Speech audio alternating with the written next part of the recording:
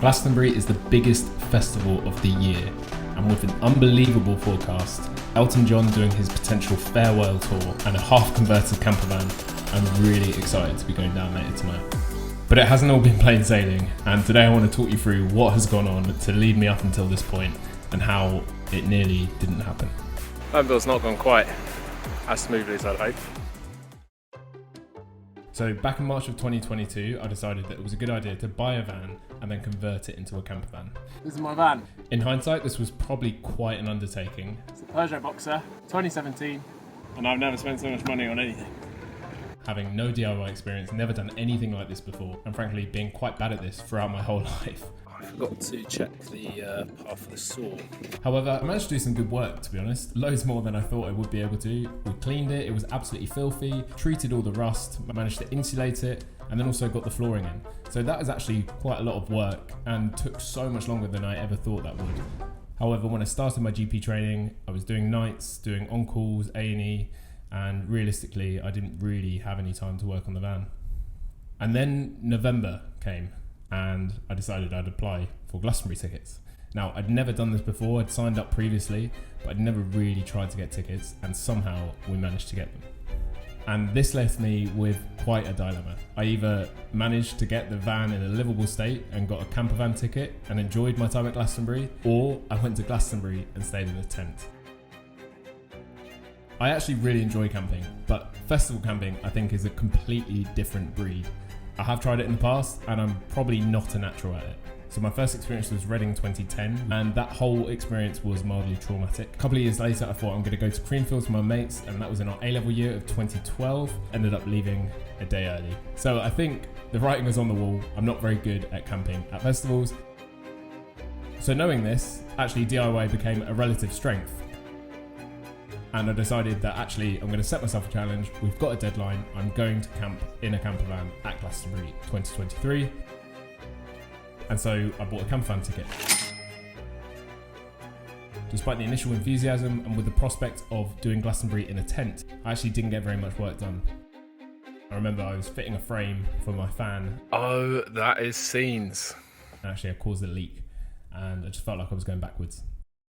So I was pretty gutted, and then I realised I could just pay someone to do it. And that's what I did. I called up my mate Rob, he'd put my windows in initially. We managed to agree that I'd drop the van off in Cambridge and we were aiming for Glastonbury 2023.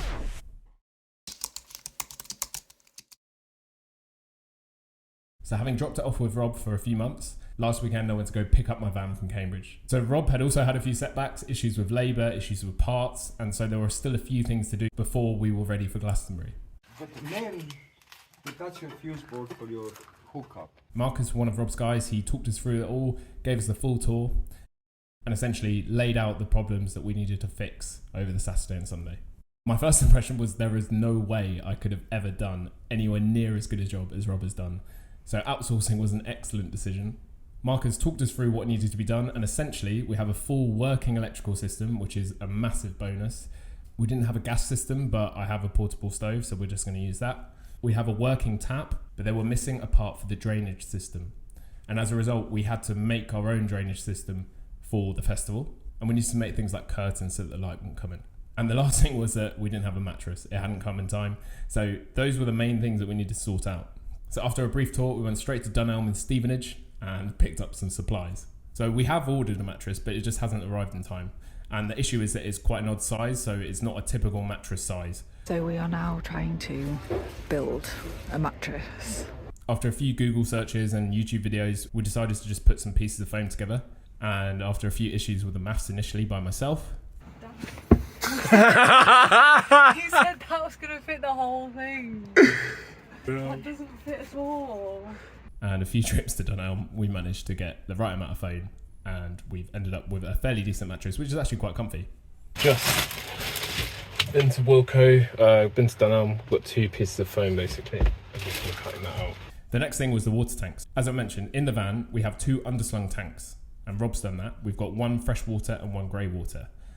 But the sink isn't attached to the grey water tank at the moment. And that's because there's a part that's not come. So what we needed to do was make up a temporary drainage system so that we could go to Glastonbury for the weekend and use the sink. Actually bought these containers from Halfords, had a bit of waterproof tape, and got a funnel and essentially got that all sorted. Next was the curtains. So Charlotte got out the sewing machine.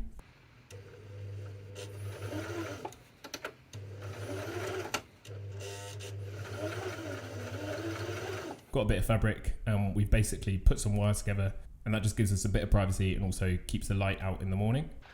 You're kind of in the way. Am I in the way? Your big head. Oh, wait. And although that doesn't all seem that much, that has taken us literally all weekend to get sorted. So yeah, this is the van. This is where we're at. We're going to test run it in Glastonbury, and then afterwards I'm going to take it back up to Rob. He's going to finish off the gas, finish off the water, and hopefully if there's any other things that we find out during our trip at Glastonbury, we can get those sorted. And then it's back to us, and we're going to paint it, get it all sorted, and hopefully within the next few months we'll have a fully working van, and that should be pretty sweet.